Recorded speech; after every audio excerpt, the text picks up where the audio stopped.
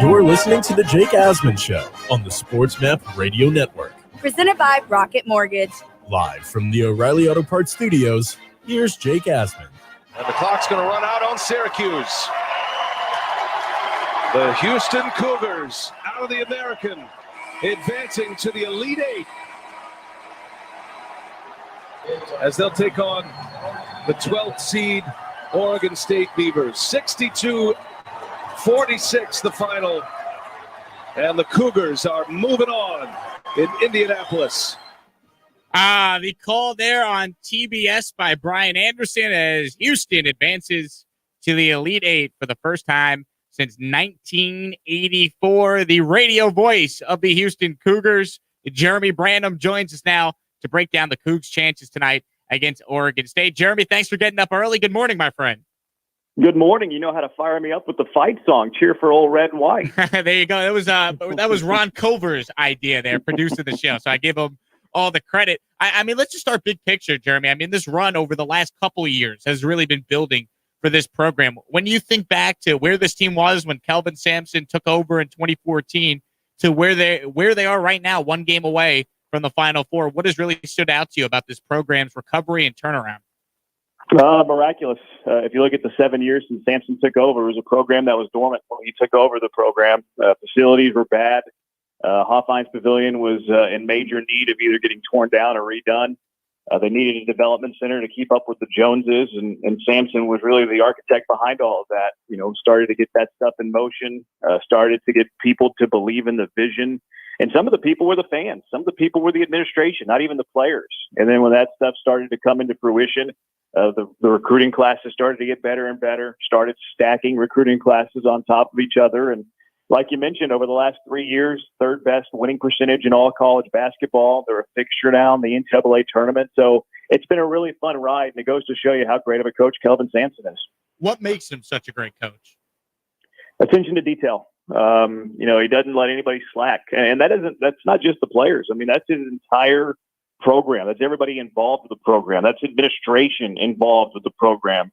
You have a role if you're around that Houston Cougar basketball team, and you're expected to fulfill that role at an all-conference level. So it's attention to detail, not letting anybody get away with anything, not afraid of confrontation when confrontation needs to be had, demands a lot out of his players. He sets a high bar. He lets you know what that bar is. He's not going to be, dishonest with you. He's going to let you know what he expects from you. And if you don't meet those expectations, then something's going to change. And it's usually, him forcing you to meet those expectations. So attention to detail, trying to get the most out of his players, and usually does. Player development big in his program. So yeah, it's been fun to watch him. Jeremy, when you look at what Houston has already accomplished, I mean, defensively, they've been one of the best teams in the country over the last couple of years. But what they did against Syracuse on Saturday specifically, they held Buddy Boeheim to just 3 of 13 shooting. They held Syracuse collectively as a team to 22% from 3. Why is this Cougar defense so good, especially in this tournament so far?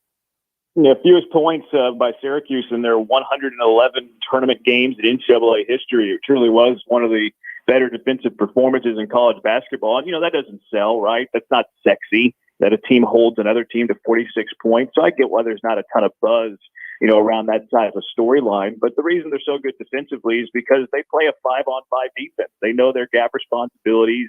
They know their coverage areas. They know where everybody's supposed to be. They're very good at rotations. They're good at closing out. But they're also very good on-ball defenders. You can't have a good defense if you don't have good on-ball defenders as well, because if you're getting beat consistently and constantly, then other people are there to try to protect you and have the help side, but that leaves something else open. So a very good team defense with everything I just said, but also great on-ball defenders. You mentioned Buddy Boeheim's poor performance, and that was because of Dejan Giroux. And if you've been following the Cougars for the 30 games this year, that wasn't a surprise. That wasn't a surprise the Cougars did that to Syracuse and that Dejan Giroux did that to Buddy Boeheim. Dejan Giroux is the conference player of the year defensively. He's held some really good players to some bad nights. I remember early in the year, Derek Alston Jr. from Boise State, one of the better scorers in the nation, NBA guy, scored nothing against Dejan Giroux. So it wasn't a surprise if you've been watching the Cougars all year. Jeremy Branham, the radio play-by-play voice of the Houston Cougars, joining us here on the Jake Asman Show as Houston gets set to take on Oregon State tonight with a chance to get to their first Final Four since the 80s. Looking at this matchup tonight, Jeremy, what are some of the key things that UH is going to have to do if they're going to win and take down this Oregon State team, which is red hot right now? Yeah, I mean, Oregon State's a lot better than people think, and I get that they're red hot. I get that they've won 6 in a row. I almost feel like saying that, they're hot is almost a little disrespectful because it makes it seem like they're a flash in the pan, and I don't believe that. I think it's a team that's finally reaching their potential at the right time. A very good team. Ethan Thompson's a very good player. He's averaging over 20 points per game in the tournament. Averages 16 on the year. So he's been good all year. And he's also different than Buddy Boeheim in that he's thick. He's physical. He's strong.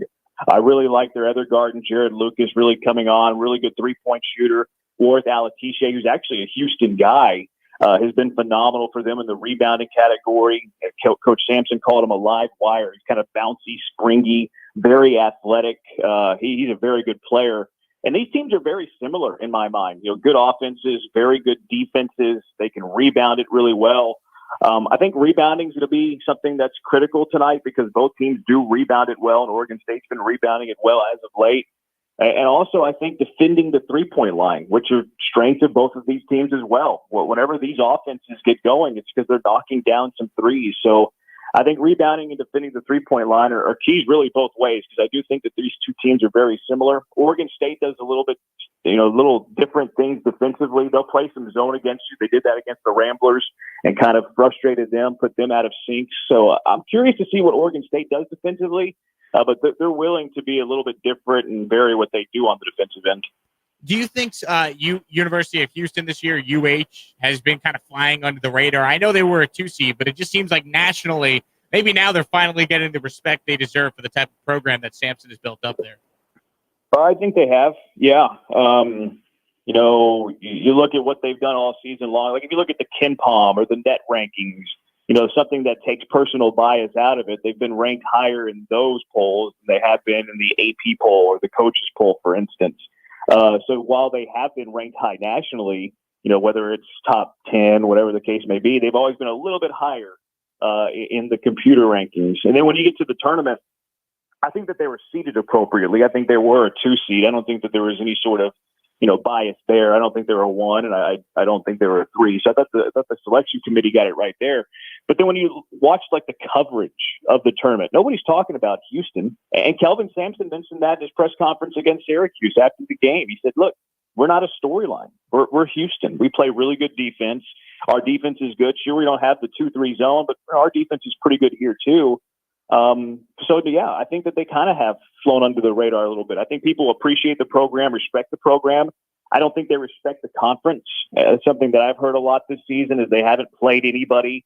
Their schedule is weak, which, if you look at the computer, how they spit out their formula, strength and schedule, stuff like that, it's a fair point. I think the conference is a little underrated as a whole, and I think the Cougars got wiped out quite a bit with COVID. Like they had Alabama on the schedule. They had a big tournament on the schedule. So that hurt them a little bit when it came to strength of schedule, but at this point it doesn't matter. But even now, I mean, you have 8 teams left in the nation. Who's talking about Houston? So, yeah, I think that is something that I know the fans at least are very, very attentive to. What would it mean for this program to get to a Final Four here? Oh, I mean, everything, right? I mean, this is what you play for in college basketball. I know that there's a lot of nostalgia with this program because they have been to 5 Final Fours. Guy Lewis has taken this program to 5 Final Fours. 2 back in the 60s with Elvin Hayes, 3 during Phi Slam at JAMA, which was a lot of fun. But to me, it's not about so much the history. Like, it's great to have the history of a program, and it's good to honor that history. But to me, it's more about this revival of the program, going from being, a dormant program and, being close to dead when it comes to the college basketball scene, and being able to get here really in a short time. I mean, it's only Sampson's 7th year. To be on the cusp of a Final Four means a lot, and also for the players. How hard that they work, the everything that they put in, day out.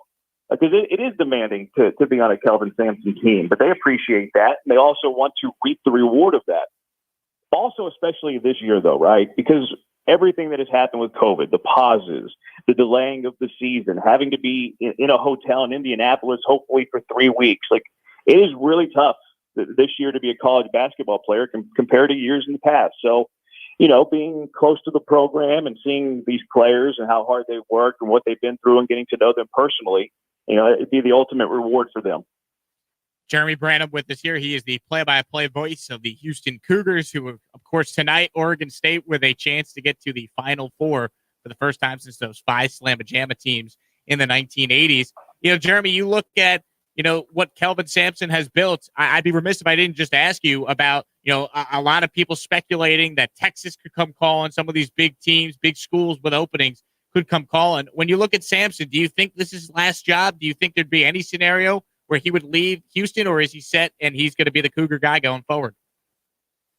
I wouldn't think so. I know better to say, never say never. But every time he's asked about, his happiness in Houston or any time a job is mentioned, he's very honest with a sense of trust me whenever I tell you this is the best job I've ever had.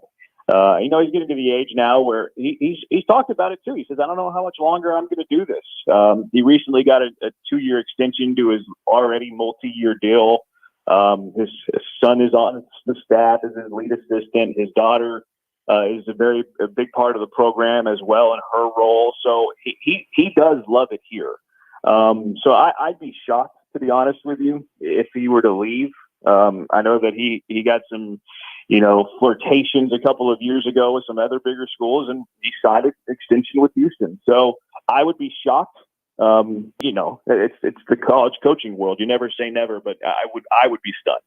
What has the bubble been like for you, Jeremy? What have you been doing to stay busy? I mean, kind of explain and break it down what it's been like being inside this quasi bubble in Indy. Well, I'm not the best person to answer that question because I've been locked out of the bubble. They didn't let us in. They didn't let the radio crews in. We've had to travel kind of like on this tier 2 status where we're allowed to be in the city. We're allowed to be in the building, but we're not in the actual bubble. And that's probably for the best. You can't trust radio guys, right, Jake? No, but I have driven by the hotels a couple of times. I've walked by them a little bit. The NCAA has done a great job. I mean, they've barricaded these hotels. I mean, literally barricaded these hotels to where you can't get in, you can't get out. If you're delivering something, you kind of have to sign in with some of the security that's there and outside. As far as it goes when it comes to like the stadiums and the arenas, you have the tier 1 that's allowed down on the floor next to the team that are undergoing tests every single day. So they're doing their best to keep the players safe. In terms of comfort, it's got to be frustrating, right, to be in a hotel for, almost a month. But from what I understand, they're feeding them really well. Anytime that they need anything, they have ambassadors that they're called that they can go to them and say, hey, I need an extra phone charger or I need a snack, things like that. So my understanding of it is that it's become kind of like a way of life for them now. But the NCAA, I think, has done a great job. It's very nice that the NCAA allowed you in Indy. They didn't block you from the entire city, Jeremy. They allowed you in the building. I know. I had to push hard. But thankful for the NCAA allowing me to be in the city. Well, you do a phenomenal job. I encourage everyone listening here in Houston to, if you can't get to a TV tonight, listen to Jeremy on the Cougars Radio Network calling all the action. And we'll see what happens tonight, Jeremy. Should be a great game. Have a great call later, and thanks for getting up early and joining us.